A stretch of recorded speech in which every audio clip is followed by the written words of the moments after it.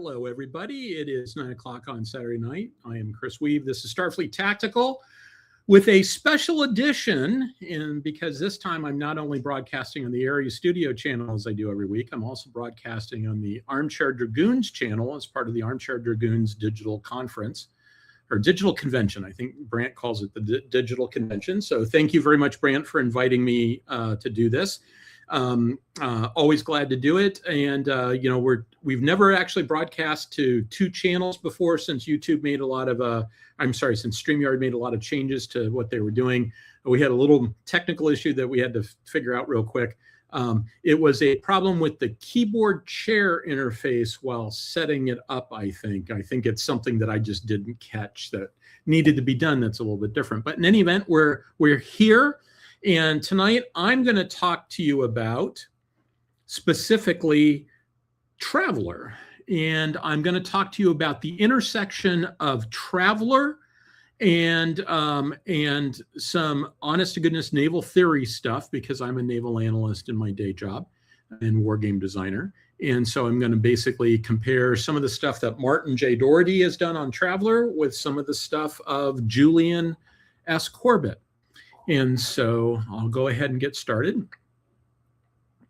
So first of all, I should emphasize something that was on the previous slide, which is I'm not speaking for my employer. I'm not speaking for any employer, past, present, or future. I'm not speaking for Area Studio or the Armchair Dragoons. I'm speaking only for me. I'm also, there's lots of artwork I'm going to use. It's all presented for educational purposes and for critique purposes. I can tell you right off the top that it's all really good artwork because I wouldn't use bad artwork. But I just wanted to make sure that everybody understands that that's why it's being used, and I'm not trying to get in the way of anybody's copyright. So in any event, what exactly is Starfleet Tactical for those of you who are not weekly attendees? Starfleet Tactical, in short, is the COVID project that would not die. It started during COVID. It started when Alec Peters invited me to be on a show called Axanar After Dark.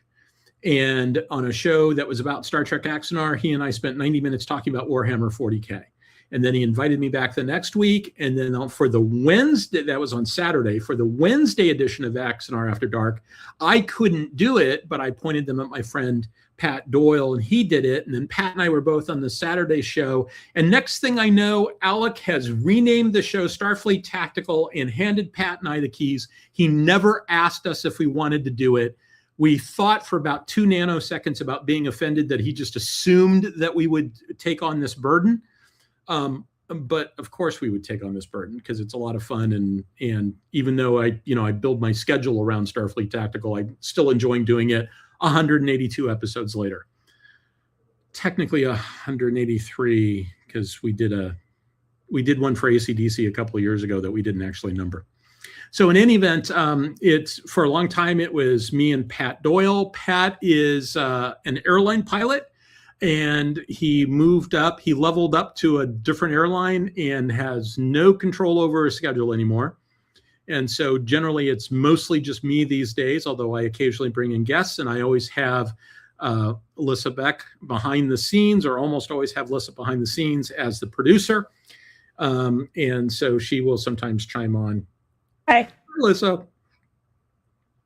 So she hangs out just so that if we have a problem, I don't have to try to troubleshoot and talk at the same time. So the format of the show is mostly, this is about the intersection of science fiction and naval analysis. I'm a professional naval analyst, have been for 25 years. I focus very heavily on naval history. I'm a science fiction fan since way before that. And I always tell people my fandom superpowers, I can talk about real world navies and science fiction navies at the same time. And so this show is about doing that. And so generally each episode has one of about 4 formats. I talk about a bunch of science fiction stuff and then throw in some real world Navy stuff for flavoring. I talk about a bunch of real world Navy stuff and then throw in some science fiction for flavoring. I do a deep dive into a science fiction topic. Like we spent an entire episode talking about where exactly the engine room on the Enterprise is located back in the original series, because there's bunches of different possible locations for it. So we looked through all the evidence on where it might be located, et cetera, et cetera. We did a multi-part deep dive on the dataless class ships, which are, they've only appeared in screen and models in ready rooms. They've never actually shown up on screen in a canon product, but I spent basically 2 episodes talking about them and how they've been interpreted by fans and why the design would be the way it is and stuff like that.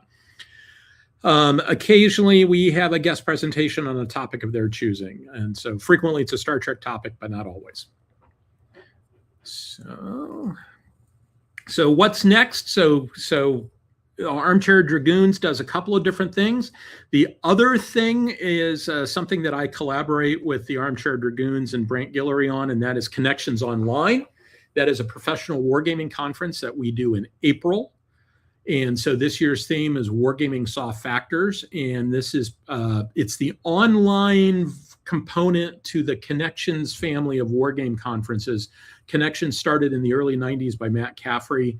As that conference is now known as Connections US, but there's a Connections UK, there's a Connections North in Montreal, there's Connections Oz in Australia, there's one in France, there was one in the Netherlands, there's been a couple in Japan, and there's even a second online called Connections Next Gen that's really trying to sort of find its feet again. They had somebody who was sort of like really gung-ho, but then they got another job and they didn't have time to work on it anymore.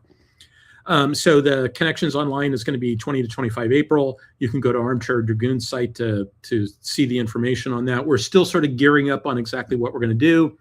Nominal cost is usually like $2 to $5. Basically, just like with the digital convention, we charge a nominal amount because people will sign up and then show up if you actually just charge them a couple of bucks. But more importantly, StreamYard costs $800 a year. And Brant has a StreamYard account. I have a StreamYard account. It's useful to be able to recoup a little bit of that money. And we also occasionally bring in a guest producer to help out with the workload. Like, for instance, I think this time around, Lissa's going to come in and help us out with the workload because one of the people who normally helps with production duties is unavailable. So we will occasionally hire somebody to come in and do that thing so that the rest of us can be hosts. And so I'm the founder of this conference, and so I'm the guy who's sort of running the show. It's a professional wargaming conference. Non-professionals are welcome to attend. You'll get to see how some of the sausage is made, et cetera, et cetera. We're not going to spend a whole lot of time talking about hobby games, but you will have a much better idea about how professionals go about doing wargaming. Okay, so a few announcements so that we don't forget that all that colored stuff on the upper left-hand side is the schedule. The short answer is I'm still trying to get stuff from the Weuve Strategic Book and Game Reserve located at Beaver Valley Self-Storage in Beaver Creek, Ohio, moved to my new place of living in Woodbridge. And so I periodically go back and get a load of stuff, not because doing it one carload at the time is the right way to do it, but because I want it to be consistently annoying enough by doing it on a regular basis that I don't forget that the stuff is there. And so either next week or the week after, I plan on doing a trip to do this. I'm going to try to do it next week. The weather is always a question mark in that. So probably no show next week. If there is a show next week, there won't be a show the following week, unless, of course, the weather craps out both weekends. I'm expected that in February that I will probably do one trip in February. Maybe two, but probably only one trip in February at some point. And then in March, there's a couple of fixed points. On the 7th of March, my expectation is that I will be at a science fiction convention in Cleveland, but that is not yet confirmed. And on the 21st of March, my expectation is that I will be here because I have events the week before and the week after, and I'm not going to try to shoehorn in a trip in between some work stuff that is going to lock me in place. It's just I've got too much stuff to do in order to make that happen. So here's all the stuff in the queue. I'll highlight the Exordium read along. As I told people last time, the Exordium series has now come out with a third edition, or at least a relaunch. I still need to track down whether it's a relaunch or it's an actual new edition. And then I plan on doing many episodes on navies and Traveler, because Martin J. Dougherty has written a lot of stuff about navies and Traveler, and I think there's a lot of topics to mine there. But there's also a lot of reading I have to do in order to prep for that. And so that's going to be a big lift to do it. Let me emphasize that tonight I'm going to talk about two people primarily. I'm going to talk about Julian Stafford Corbett, and I'm going to talk about Martin J. Dougherty. Julian Corbett died in 1922. I'm not real worried about him complaining about how I interpret his work. Martin Dougherty, on the other hand, is still alive. I do not know Martin Dougherty. I have not talked with him about my interpretation of his work. And my interpretation of his work is somewhat limited in that I have not read all of his work.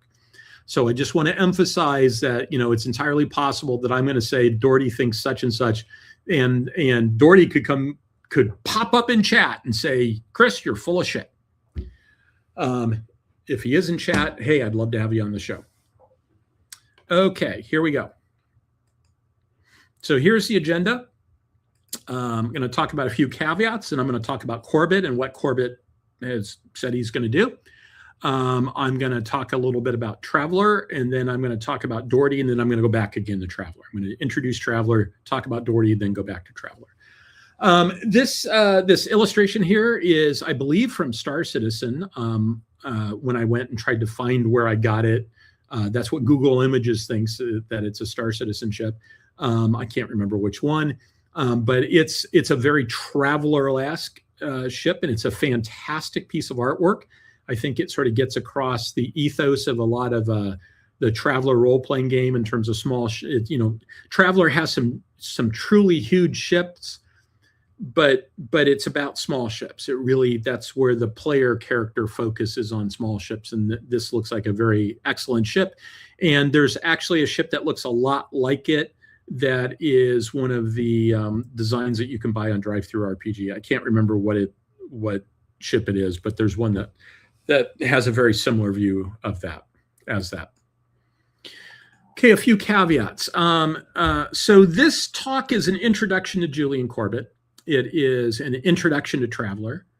And it's the latest in an ongoing evolution of my understanding of naval warfare, including Julian Corbett, and my understanding of naval warfare and science fiction and the intersection of all those things. So this is one of the things that's sort of a hallmark of the show, is that I frequently come back to topics I've talked about before, because I can offer them in a new context. And in some cases, it's like, I've been doing a lot more thinking about this, and I've been doing a lot more reading, and here's what the latest is on that.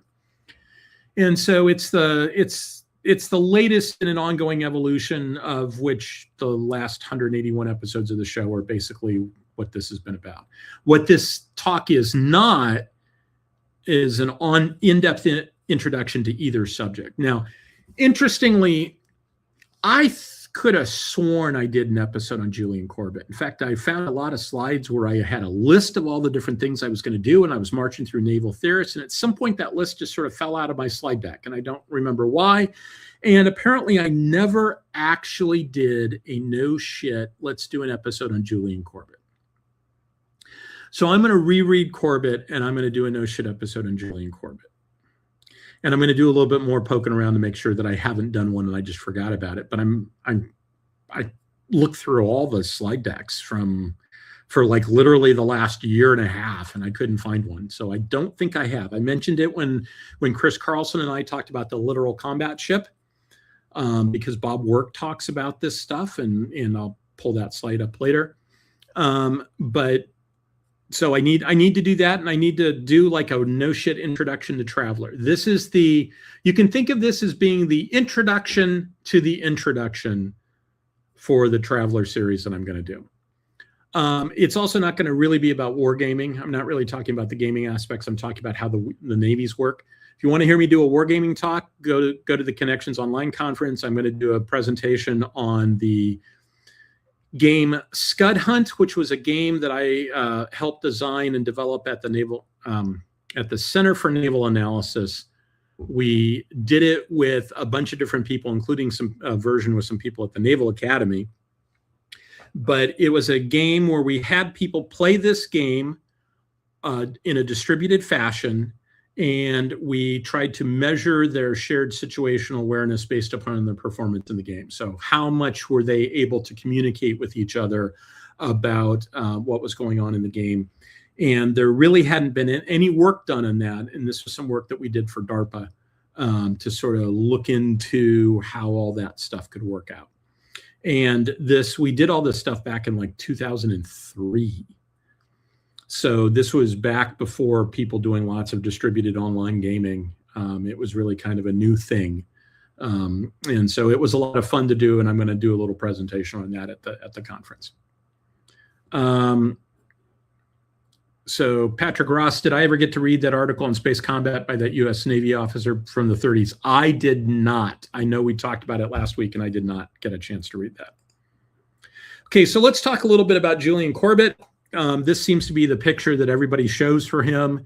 It's the one that Wikipedia has. He was born before the Civil War, before the US Civil War. He was a British naval historian. Died in 1922, so right after World War I. He was a lawyer turned naval historian and geostrategist. He basically made his fortune in the law, made enough fortune that he could sort of go off and do other things if he wanted to. And he ended up finally as a lecturer at the Royal Navy College. He also did some work on some various committees. He was a good friend of Admiral Sir John Jackie Fisher, the first Sea Lord in a critical time period there. And so Fisher brought him in to do some other work. And so he did some stuff here and there in addition to being a lecturer. And his most famous article, or his most famous work, is Some Principles of Maritime Strategy, which usually these days is published with something called the Green Pamphlet as an appendix. The Green Pamphlet was originally a confidential document that was distributed to naval officers, Royal Naval officers. It is now available for your perusal at projectgutenberg.org. And so what exactly did Julian Corbett have to say? So he wrote about maritime strategy. He wrote about command of the sea, things like that. Did not offer a theory of naval warfare so much, but he did talk about the practical aspects of how you use ships. And he's generally contrasted with his contemporary Alfred Thayer Mahan, who's a little bit earlier in terms of his naval writing. Mahan emphasized fleet actions to obtain command of the sea. Corbett emphasized all the smaller actions of basically the workaday ships that were doing things like maintaining minefields and just doing patrols to prevent scouting. You know, they were doing anti-scouting stuff and et cetera, et cetera. And all the stuff was sort of sheltered under the guns of the battle fleet. You could always call for help if you needed help, and ships would come in. That was really, he really sort of de-emphasized the big fleet battle. Not that he didn't think it could happen. He said, yeah. You know, if you get the chance, you know, it's possible you may do a big fleet battle. But he thought that as a general rule, that wasn't going to happen because one side or the other wasn't going to let it happen. And that this work of what he called the flotilla was actually a really important thing. And Corbett is really what we saw happen in World War I, right? So you've got the Brits had put in a minefield that are sort of containing the Germans, or the Germans send out minesweepers. The Brits send out counter minesweepers. The Germans had their own minefields closer in. And every now and then somebody would send out a bigger ship, like the Germans might send out a small cruiser or a destroyer or something like that. And the Brits would send out something bigger because you got to keep the other guy honest. But a lot of it was just little stuff like that. Now, I say on this last bullet, beware the wrath of B.J. Armstrong. B.J. is a naval officer. He is quite a theorist himself. Basically, if you run across something that he's written, it's worth reading. He points out something that I am totally and completely guilty of, and I have vowed to reform. If you're listening, BJ, I vowed to reform, but I have not yet reformed. And what he points out is most people, when they talk about Alfred Thayer Mahan, they talk about the influence of sea power upon history. Most people, when they talk about Corbett, they talk about Some Principles of Maritime Strategy. Both of those books were written relatively early in the careers of the people in question, the theorists in question, and they are not a complete picture of their beliefs. They're certainly not a complete picture of how their beliefs evolved over time. And so Armstrong basically says, look, if you're going to be serious about this, you need to read it all, right? If you're going to quote Mahan and say Mahan believes X, you need to read all of Mahan. If you're going to quote Corbett and say Corbett believes X, you need to read all of Corbett. I have not read all of either one of them. And so I plead guilty and will try to do better, which is part of the reason why I haven't done the Corbett thing yet, is that I decided that I needed to read all of Corbett. And I also decided I should probably do Mahan as well. Even though I find Mahan a lot less persuasive, I am going to go in open to the argument that maybe it's not so much that Mahan is less persuasive. And I have found that Mahan seems to have a much more one-dimensional argument. People have made the argument that no, that he's got a one-dimensional audience, and he was basically tailoring the argument for the audience, and that it's a lot more sophisticated reasoning. I am not yet convinced, but I am open to being convinced.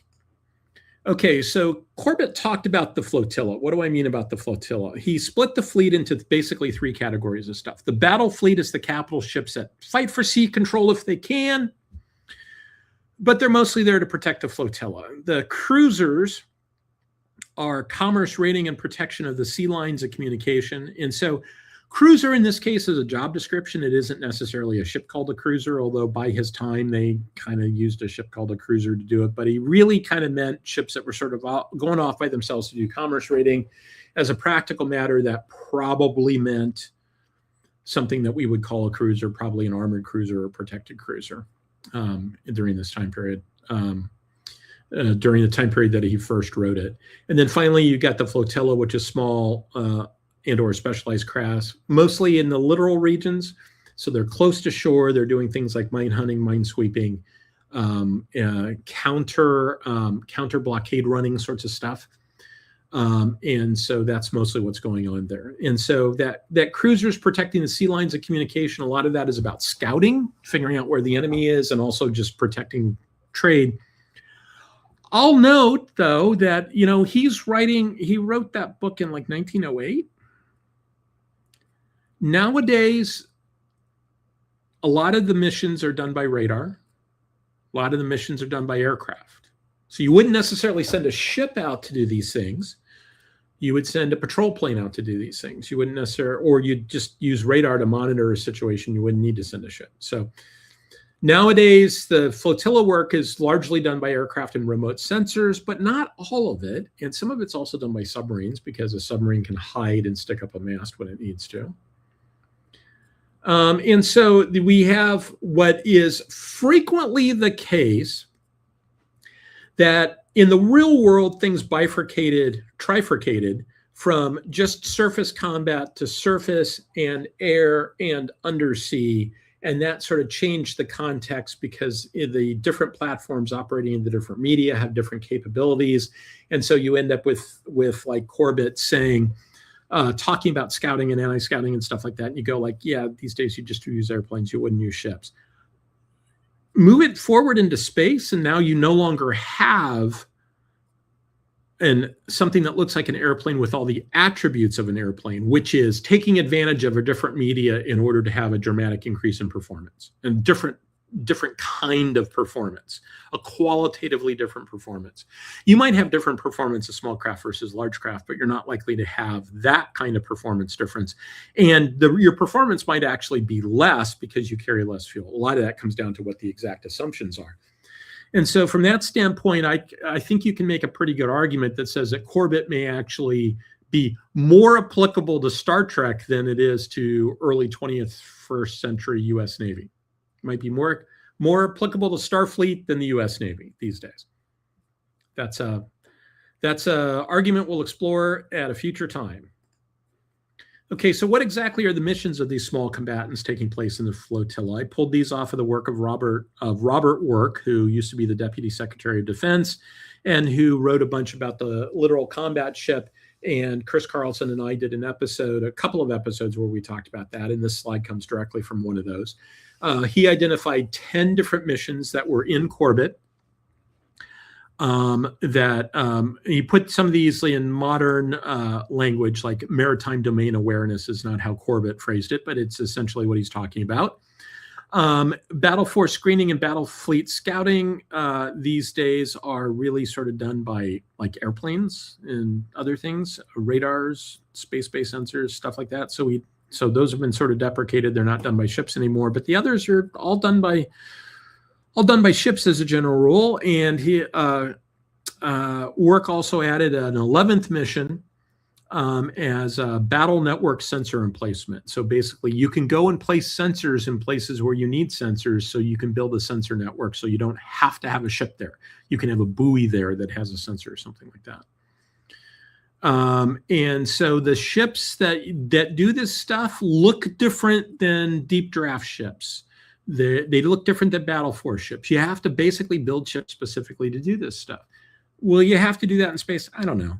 Maybe, maybe not. A lot of that is going to be assumptions dependent. Assumptions always drive the problem when you're talking about science fiction. But this is basically what the flotilla does. Okay, let's see. Moving on. So let's talk a little bit about Traveler. So these are the essential assumptions of the Traveler RPG. There's no FTL sensors. There's no relatively low sublight speeds. You're kind of puttering around. I think you're usually limited to about 6 to 8 G tops. So that adds up if you're accelerating continuously, but you're not going around zipping around at 80% of light speed. I make the comment that size should be measured in the most inconvenient unit possible. That's the displacement ton. Oh my God. It is the volume taken up by 1 metric ton of hydrogen, which works out to 14 cubic meters. And so you see a size in tons, and that is actually a volume, not a weight, which doesn't make any sense for me. You have battle riders in this setting that are usually described in terms of battleship firepower and a smaller hull. I find these things interesting. You have a battle tender with a jump drive that carries these things around. Now, what we have here is not technically a battle rider. It is technically a Dragon-class system defense boat, which is 400 tons, if I remember correctly. It might be a little bit bigger than that. It's got a lot of missiles. It's got some other weapons there. And the idea is that you distribute these around the system. They don't have a jump drive, so they're pound per pound compared to a true starship. They've got a lot of capability. You could easily schlep these between star systems and just dump them out of a battle tender if you wanted to. And I've made the argument that recent authors like Dougherty understand Corbett and the flotilla and describe small craft in the universe explicitly in those terms. I mean, he sort of talks about using them to do these small type missions. And so there's a lot going on in Traveler that I really, really like. And like I said, I want to do a deep dive on it. I just haven't gotten around to doing that yet. But you've got battle riders that can be carried around. You've got battleships and cruisers and other big warships, starships that carry their own jump drive. You've got system defense boats that sort of do flotilla defense type missions. They're kind of like PT boats, except they've got a much bigger punch. And then you've got patrol craft that do things like customs and law enforcement and counter piracy and stuff like that. And they just sort of move around from system to system. And they're kind of doing Coast Guard type missions. And so all this fits really well with the sort of things that Julian Corbett talks about. Not so much Mahan, because Mahan doesn't talk about counter-piracy missions or maintaining. He talks about the sea lines of communication only in the context that if your battle fleet has beaten the other guy's battle fleet, then you have the sea lines of communication open to you. It's like, okay, there's more to it than that. But Corbett really gets into that stuff, and Traveler really is consistent with that stuff. So let's talk about Martin Dougherty. Now, as I said, I've never met him. I think he's currently the Traveler line manager. I'm not positive about that. I tried to confirm that, but I wasn't able to find it, but I think he is. He's a writer. He's done fiction and nonfiction. He's done some stuff that's very historical. He's a fencing expert. In fact, this was him at a fencing competition. He's written sort of defense journalist type stuff. In general, to quote the old Hong Kong martial arts movies, his kung fu is very powerful. He does a lot of stuff and he does it quite well from what I've been able to see. He's been writing books about navies and Traveler for at least 20 years. I think the first one I became aware of was Grand Fleet, which came out, I think, in like 2003, if I remember correctly. I remember I was on a trip to Hawaii, and it would have been no later than 2005, because I remember taking it with me and reading it in Hawaii. And for a while there, I was going to Hawaii twice a year. I have basically all his Navy books, and I haven't had a chance to read them yet. I'm going to put a list up in just a second. But I have had a couple there that I've read periodically on multiple times, and they're all very good, even though there's some times where they're wrong. There's things that he hasn't fully, I don't think, just realized that there had to be a piece there. Maybe it's covered by something else. Like, for instance, he calculates the number of admirals in the Imperium, and he does it by basically just saying, I've got all these different battle fleets, and each battle fleet, he goes through and counts the number of different units that might have an admiral and says that's the number of admirals. Well, okay, he doesn't include shore establishments like bases and the acquisition process and stuff like that. He doesn't take into account that sometimes admirals are off doing staff work in headquarters and things like that. So there's lots of other places where people can be.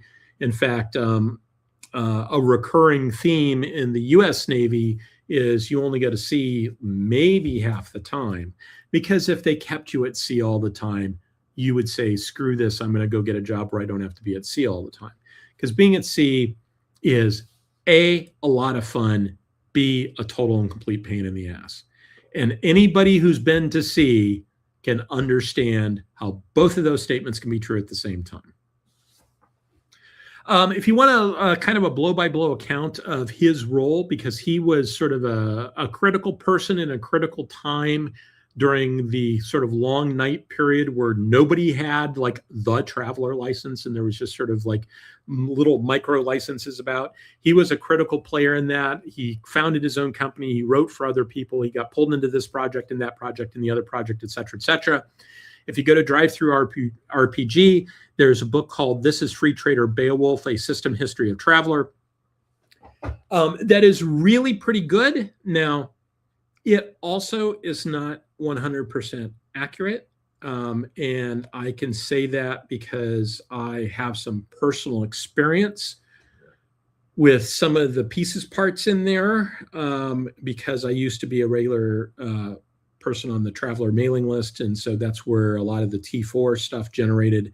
And I also used to be sort of plugged in with GDW during the Traveler the New Era. In fact, I am the person I bought the very first copy of Traveler the New Era sold on planet Earth. I was handed that copy by Dave Nielsen in the GDW warehouse 30 minutes after the delivery from the printer. So I am the very first person to pay money to buy a copy of Traveler the New Era back in the day. So I read this and I detect that there's some things there where I think that the guy who wrote it, there's some people he talked to and some people he didn't talk to, and he probably should have talked to some of the people he didn't talk to. Okay, so what exactly did Martin J. Dougherty write? This is a partial list. I did not try to track down all the different publishers. In most cases, it's Mongoose, but not in all. The first one is Grand Fleet was done by Quicklink Interactive, and Sector Fleet was, I think, originally done by Avenger Enterprises and then was re-released by Mongoose. And it's the one that's missing. It's basically the same as Grand Fleet. If you got one, you don't need the other one. It's formatted differently, and somehow in the formatting, they dropped an entire section out of the table of contents. It's in the book. It's just not in the table of contents. It's kind of weird. And those two, I've read Grand Fleet and Sector Fleet multiple times, and I've sort of brushed through some of the other ones, but they're all on the list of things to read. The ICS papers in particular looks interesting. It's the Institute for Conflict Studies, and it's supposedly basically a collection of journal articles that were written about the Fifth Frontier War from the In-Universe Institute of Conflict Studies. I haven't had a chance to read it yet. I have been waiting until I had time to go through this, because I always think of this as being the quote from Yoda to the right. Once you start down the dark path of reading all the traveler books, forever will it dominate your density, consume you, it will. I know that once I start going down this path, I'm going to do nothing but read traveler books for 3 months. And I've got some other fish I have to fry first. And so I'm not quite ready to start that full up thing yet. Okay, so what did I learn from this? There's a couple of slides here on things that I learned from Martin J. Dougherty and how to think about navies and traveler. In fact, Martin Dougherty has rationalized some of the stuff that was not rationalized previously. He gives in-universe explanations saying this is what's going on.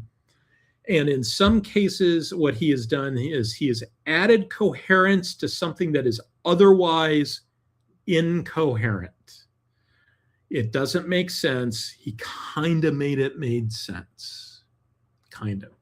So we'll talk about that. But the first thing is he talks about how the naval power in this universe is very much distributed.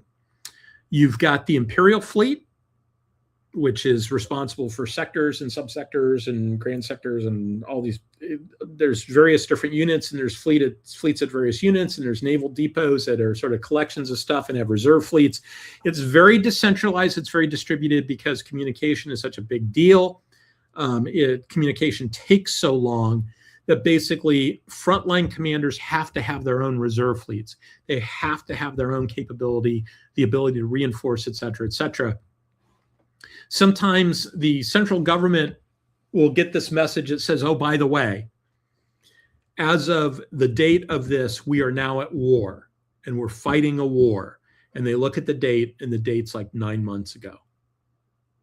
They'd been at war for 9 months and nobody at the court knew because it took that long for the message to get there. Or maybe they knew because the X-Boat network's a little bit faster, but other people didn't know. So it's that distributed fleet is very important. In addition to that, there's different types of fleet units. You have Imperial fleet units, the main Imperial fleet. You have the Colonial fleet, which is much more limited in where it goes. It's basically in individual systems. And then you have the local fleet forces, whatever the locals have put together. Now, the local fleet forces do not have a whole lot of jurisdiction. They control the area immediately around the planet. I believe, if I remember correctly, they control the corridor out to where the jump points are, but that's about it because they're sort of designated jump points and they control those corridors.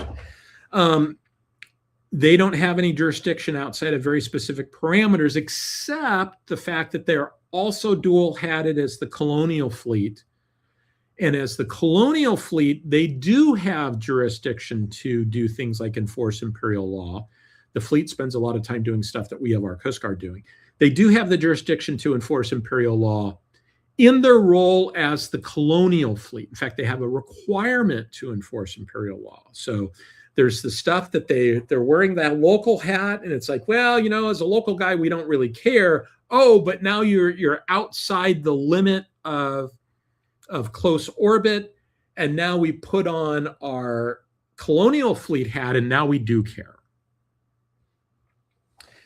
And this is kind of the way the real world works, actually, right? The US Navy will do counter-drug ops, but when they do that, there is a Coast Guard guy on board because their authorities come from different parts of the US Code.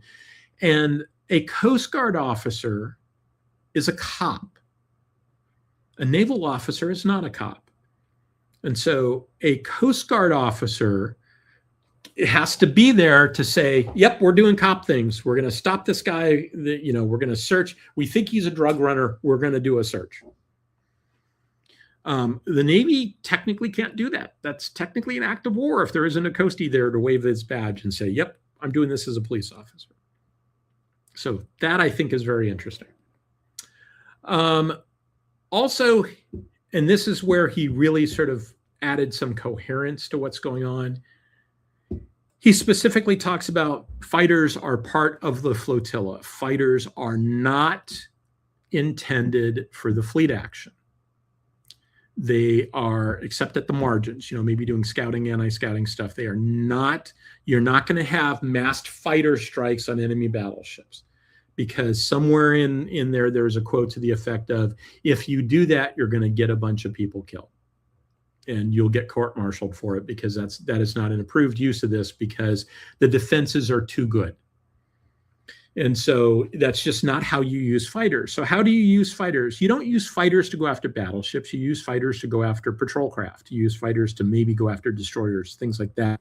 It's a pack of wolves going after the wounded gazelle. Wolves don't go after elephants. They go after like the wounded gazelle. And so you've got the pack of wolves go after the wounded gazelle. And this totally makes sense, because the ability of a modern strike aircraft to take out a ship, or let's go back to World War II, right? The ability of a dive bomber or torpedo bomber to take out a ship was because they had something that was effectively a ship-killing weapon, right? Yeah, okay, you're attacking a battleship, you might have to hit it a few times, but any one hit is going to put a world of hurt on.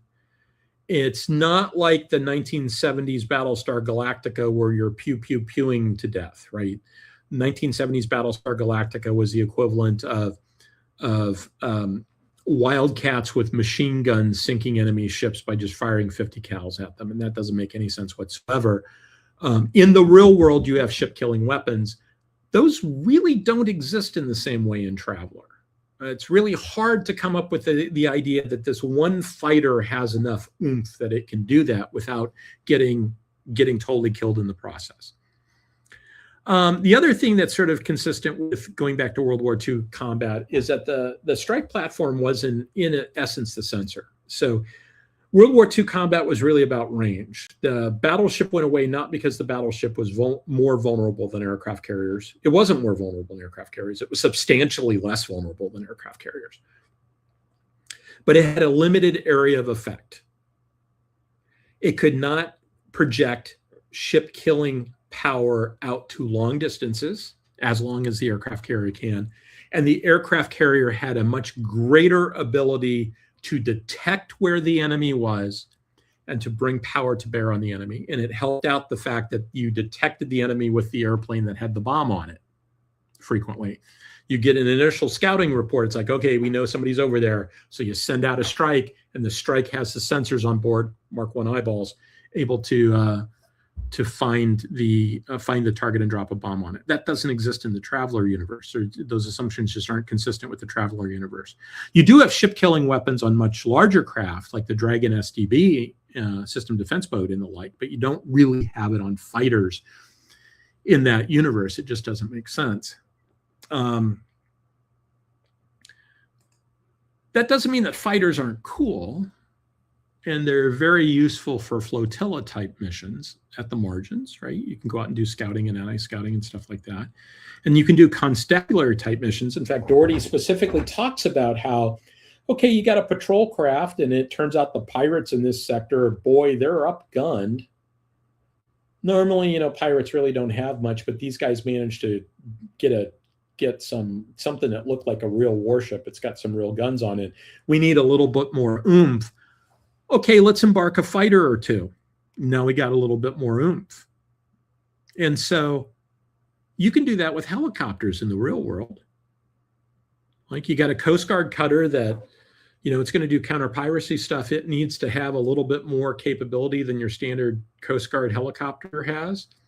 Bring aboard a Navy helicopter firing Hellfire or Penguin or some other missile system like that. It's got its own sensors. It's got its own weapon system. You just need to bring on basically a Connex box with all the special parts and stuff it has for its radar and things like that, a weapons supply, and aircrew. In fact, it's even the same platform. They're both SH-60s. They're just different flavors of SH-60 with different electronics on board. And so, yeah, that works. So I kind of think that fighters in this universe are much more akin to helicopters in our universe than they are to, say, like F-18s. So, Chris, you might be saying, what about this thing? This is the board map for Azanti High Lightning, where you've got the deck plans for a Lightning class frontier cruiser, and it carries like 80 fighters. It's an aircraft carrier. It's an aircraft carrier with a big spinal mount. That's that glowing sun thing. That's like a big particle beam or something like that. I forget exactly what it is. So why exactly do they have a space-going aircraft carrier if that doesn't make sense? Well, the short answer is this is a product from first generation Traveler. Martin Dougherty came along a lot later. So I can't make it consistent with the overall story. I can tell you that Dougherty had not yet come along and brought balance to the force. I mean, the conceptualization of navies in the Traveler universe. He hadn't yet fixed that by explaining exactly what these things are. Now, that having been said, I can come up with reasons. There are other carriers in the Traveler universe, and I can come up with reasons why a carrier might be very useful. A carrier just isn't. It's an easy way of sort of distributing some power at sort of the middle level. And you can aggregate it up or down as you need to because you can send more fighters or fewer fighters. The important part here is that this thing is not intended to go do strikes on battleships. Whatever's going on here, it's not intended to do that. And I think these days, if Dougherty had been in charge back then, we probably wouldn't see these things, because I think he would understand that, yeah, you kind of have to squint kind of hard for this to make sense. It doesn't make nearly as much sense as I think it as you would want it to make. But by the way, the artwork in the upper right-hand corner, I can't remember exactly where I got it. It's clearly a reimagining of a cutter, a modular cutter, with this one designed to carry fighters. There are modular cutter designs that are designed to carry fighters, but this is like the ultimate in modular. It's a modular system carrying another modular system. So you can swap out your cutters from your whatever ship you're using, like a broadsword class mercenary cruiser or whatever. You can swap out your cutters and treat them sort of like their weapons modules, and then they can also have a module that carries fighters so that you can deploy fighters. Why would you do this? Well, maybe the answer is you want to do a longer duration patrol, and the important part here is not that the important part is that a fighter is kind of not a whole lot of fun to spend a long time in. And so maybe you want to create a situation where they can get out of the fighter. It can function as a little mini base, right? So I use it as a little mini base for a couple of days, maybe 3 or 4 days, instead of just sticking somebody in a cockpit for 4 days, which can't be fun. So I don't know who did it. It is a fine piece of artwork. I think it gets the idea across. I'm not sure if I kind of like the fact that it's got the gun blister underneath. I'm not sure if that's exactly how I would have done that, but hey, it's a fine piece of artwork. And I think the artist did a fantastic job. Okay, so coming up on the end here, and then I'll check the questions. This is my nomination for coolest ship in the entire universe. This is the Fiery class Gunned Escort, the externals of which were done by Tom Peters, the internals of which I showed you a version of the internals up above were done by Rob Caswell. The one on the left is done by Ian Stead. Jesse DeGraff for GURPS Traveler also had a version of this that was a little bit different in its configuration, but it was also fantastic. This is the second version that Ian Stead did. He did an earlier version that wasn't nearly as good. This one is a lot closer to the Rob Caswell original, and I'm sorry, the Tom Peters original. And I got the chance to meet Tom Peters. He and I were on a panel with Bill Keith talking about Traveler at a science fiction convention, and I made the comment that this is my favorite science fiction ship of all time. I just love this ship. I think it's fantastic. Despite the fact that it's really quite a simple design. It's just a simple wedge. But I really, really, really like this ship. It's fantastic. This is another ship from the Traveler universe, a reimagining. It's a reimagining of the P.F. Sloan class fleet escort. I much prefer this version than the other version. And I got this off the web. I went looking for it. I couldn't find it again. I don't know what happened to it. It was like on one site and it's gone. But I think this is a fantastic design. And I also think that this is something that I could easily imagine seeing in, for instance, the 2300 universe. I think it would fit in really well with Traveler 2300. So when I do 2300, I'll probably come back and do that at some point. I'll probably talk about it when I get to the 2300 universe. Okay, so I'm going to start going through questions, scrolling back up to the top. So hello to everyone. Let's see. I'm scrolling down. Okay, there we are past where it all started.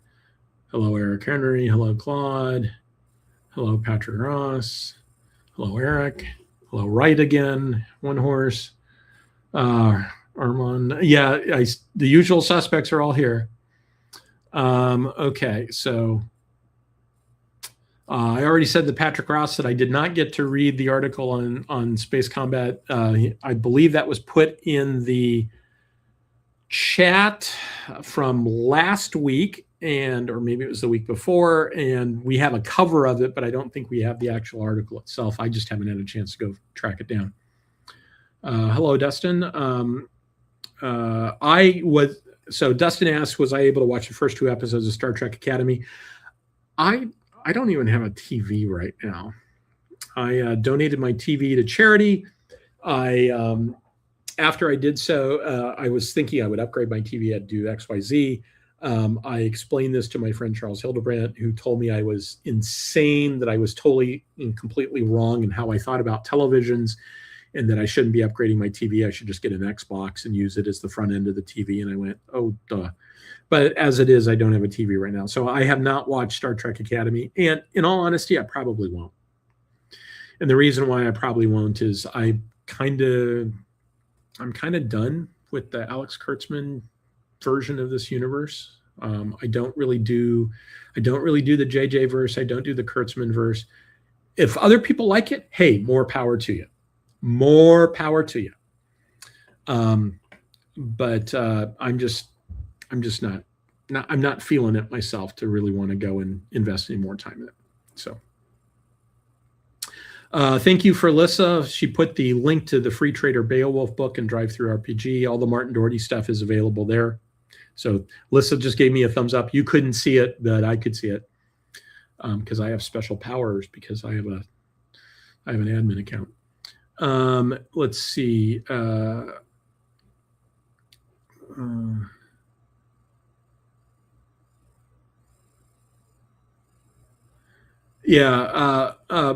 Brant made a really bad joke that I won't repeat because it'll just encourage him.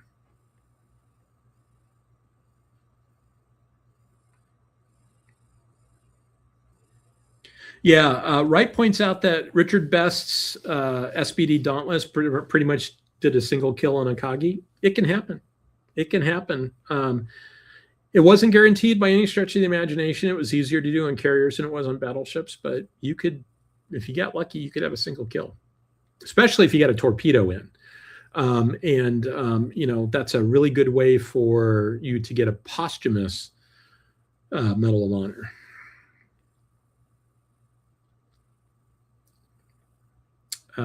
The comment is the cutter looks like it belongs in 2300. Yeah, there's a lot of stuff that works really well in 2300. Patrick Ross asked, if there was a gunned escort, is there an ungunned escort? Well, no, but what there is a Gazelle class close escort. And so the Fiery is essentially the atmospheric streamlined version of the Gazelle class. The Gazelle has the advantage of, since it doesn't have all that atmospheric streamlining, it can carry drop tanks, so it can do an extended range. It's got more capability to do jumps, but it's basically limited to either not. I can't remember if it's not atmospheric capable or it's just very, very, very limited in atmosphere. And so the Gund Escort has essentially the same stats except for that jump stat. And it came out in one of the Mega Traveler journals, and I absolutely love that ship. I absolutely love that ship. Somebody made the comment, it's expansy, and yeah, there's a lot of it. A lot of it feels very expansy. It does feel very expansy.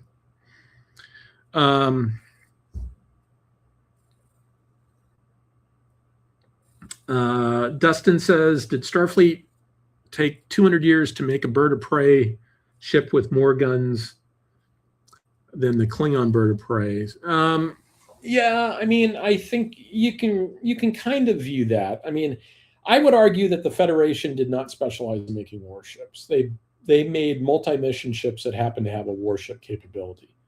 So their design philosophy, admittedly with a little bit difference because of the environment and that they were operating under, but the design philosophy was really kind of very Coast Guard-like.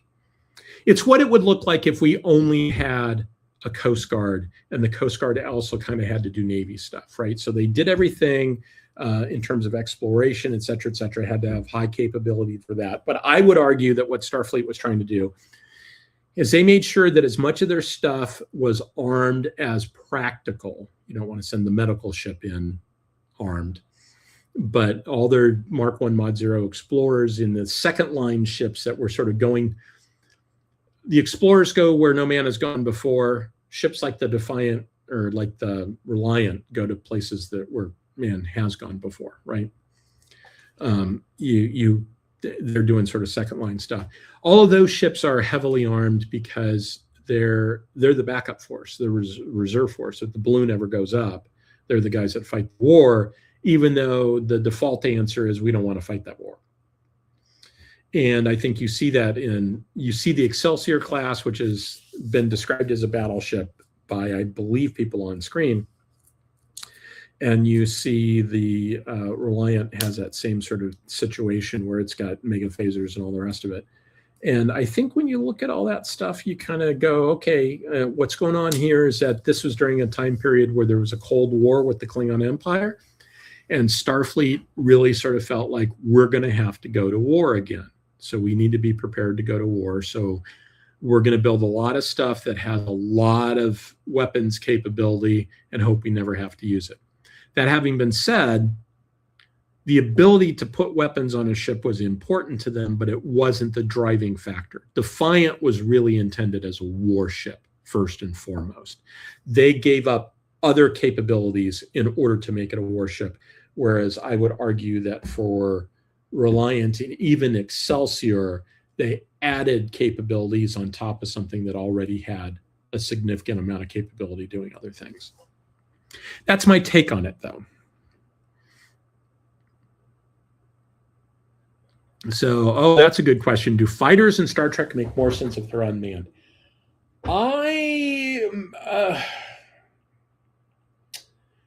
Maybe marginally, yes, because you don't feel bad about losing them, but they're also going to be warp-capable things. They're going to probably have antimatter. They're going to be expensive. They kind of have to be expensive in order to have any sort of capability. And one of the things that we've learned from unmanned things is that if you're going to have it do high performance kind of things, that you need to be able to reliably count on the fact that it can do it. You don't end up saving a whole lot of money over having a manned platform. You may not put a pilot at risk in the same way, but if I need like a 90% probability that this mission is going to come off, if I make something that's attritable and I have to send 3 to guarantee the 90% capability, did I save any money? Do we think that these things are going to be 1/3 the cost?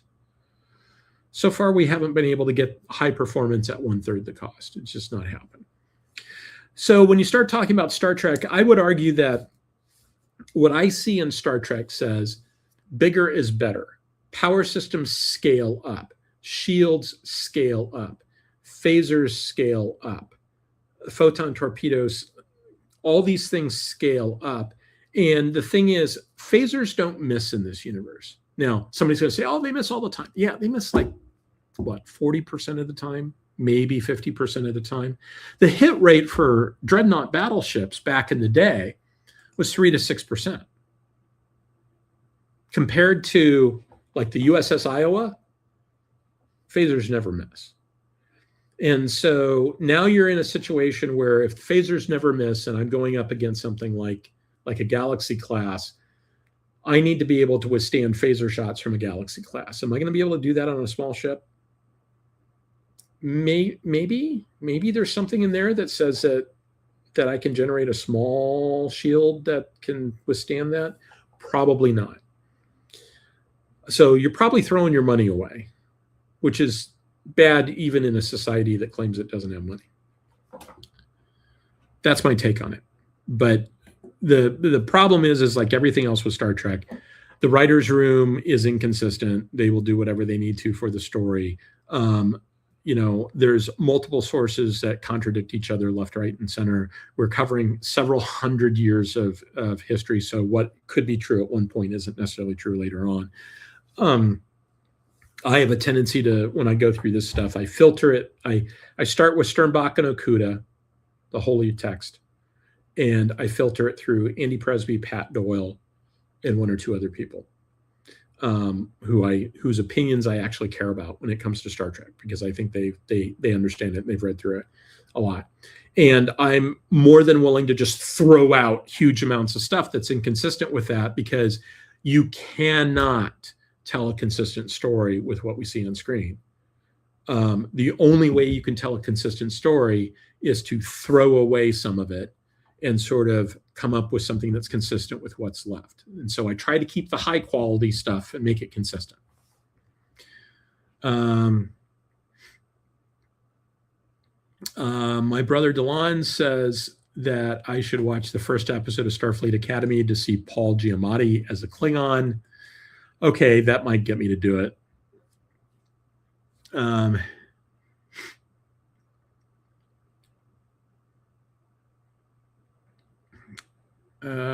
Olive says, apparently Olive showed up late because of the time slot change, because we changed the time of this show like a year ago, literally.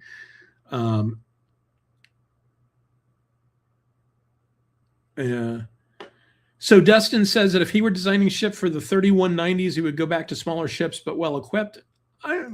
Maybe. I mean, the devil is in the details, right? And so what you can do really sort of depends upon what your engineering will support and what you're trying to do and how much money you're willing to spend to do it.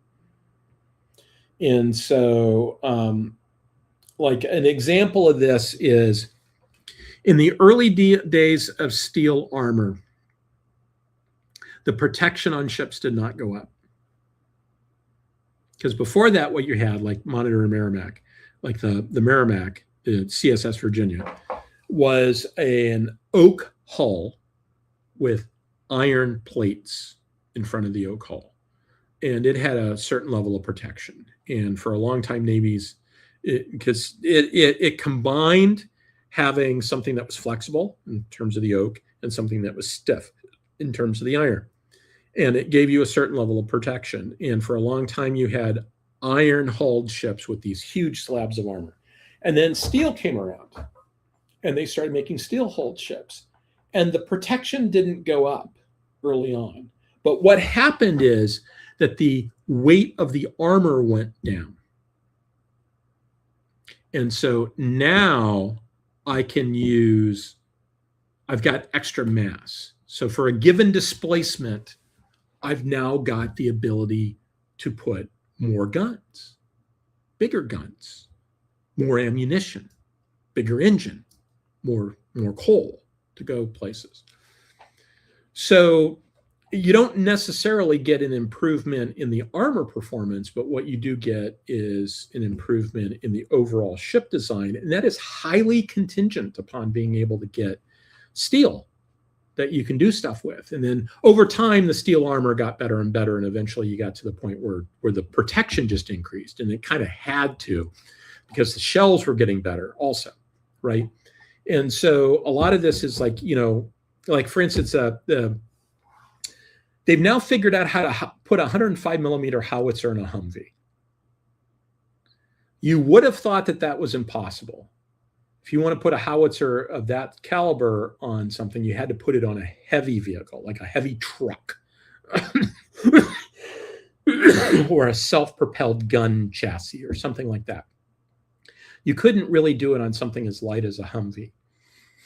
So what changed? Well, the answer is that through some clever engineering, they came up with a gun that had a lot lower recoil. And part of the lower recoil was the first part of the firing process pushes the barrel forward so that when it goes back, it's retracting back to where it was. It's not going farther back. And as a result, the recoil is less because it's sort of counteracting the forward motion as much. And so the end result is it's a gun that fires with a lot less recoil. Why would you want to put this on a Humvee? Well, it's for like airborne forces and stuff like that. And I forget what this thing is called. It's actually kind of cool. You can find it online. I mean, there's all sorts of YouTube videos on it. I found a reference to it and went and watched like 4 YouTube videos at work the other day. It was really pretty cool. And so that's something where the engineers were able to take technology and MacGyver something together that gave them a capability they didn't previously have, and as a result allowed them to put this on a smaller platform. Now, there's still some trade-offs with that. Like, I haven't heard anybody say this, but my guess is that's considered a disposable weapon system. We're going to drop that out of an airplane. We're going to run around. We're going to use a little bit. And then when the guys leave, they're just going to leave the ship behind because they're probably going to use it up in the process. That's my assumption anyway. I don't know that for a fact. But that's an example of being able to engineer something to get a capability you didn't have. And as a result, it changes your design. It's unclear in Star Trek terms whether you could get much more capability by going smaller. And that's made worse by the fact that the Defiant has an undefined scale. It was originally kind of small, and then it just kept getting bigger and bigger and bigger because reasons.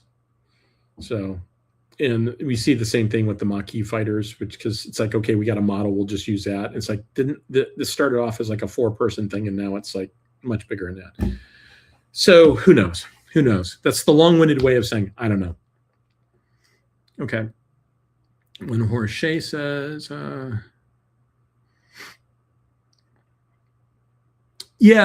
he says, fighters make sense against their enemies. I've made the argument that the small craft that we see, which we don't see, I think, fighters per se, but we see small craft in the Dominion War. If you're dealing with the Cardassians and we don't have enough ships, building something small like that you're probably just going to get rid of at the end is useful for fighting that war. But it's probably only for fighting that war. I wouldn't use those ships against the Klingons or the Romulans. I think the Romulans and the Klingons would eat those ships alive, especially the Romulans. But I think that the Cardassians are kind of one tech level down. They're just not as good. And as a result of that, I think they can make them work there in a way that they couldn't make them work against somebody else. And so I think that proves that the Federation is desperate enough, if Starfleet is desperate enough, they're willing to do stuff like that. But they probably put some pilots at risk by doing so.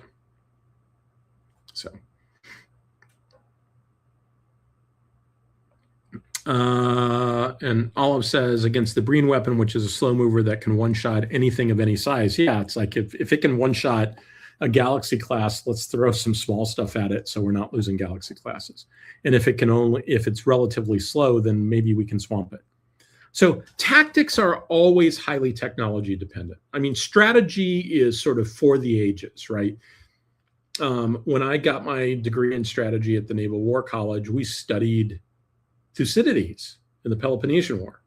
We studied the Civil War. We studied the Revolutionary War.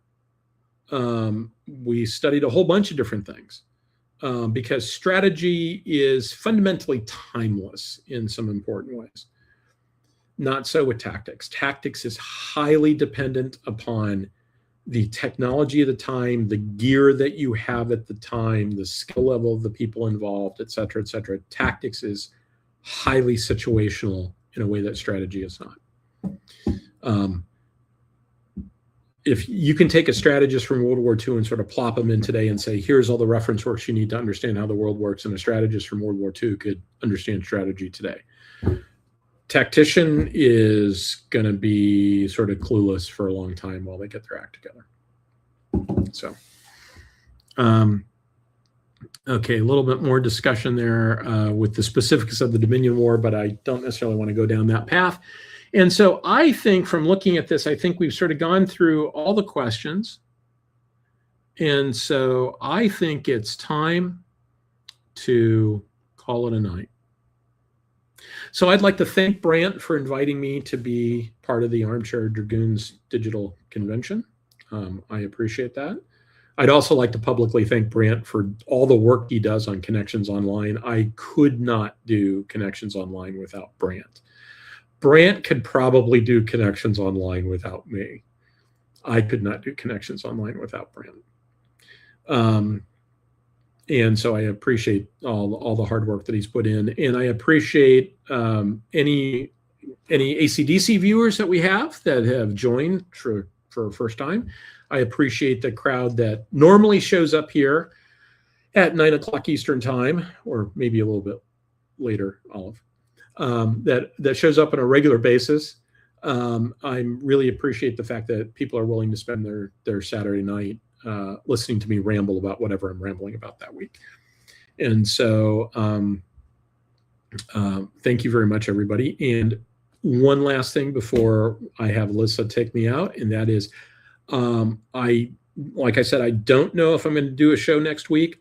I'm going to try to default to not doing a show next week on the theory that it's winter time. If the weather's going to let me travel, I should travel. And I'm also trying to visit some people that are getting ready to move overseas. So I have limited opportunities to go and hang out with them. And so with that in mind, I think it's time to go. So thank you very much, everybody. And I'll see you either next week or the week after.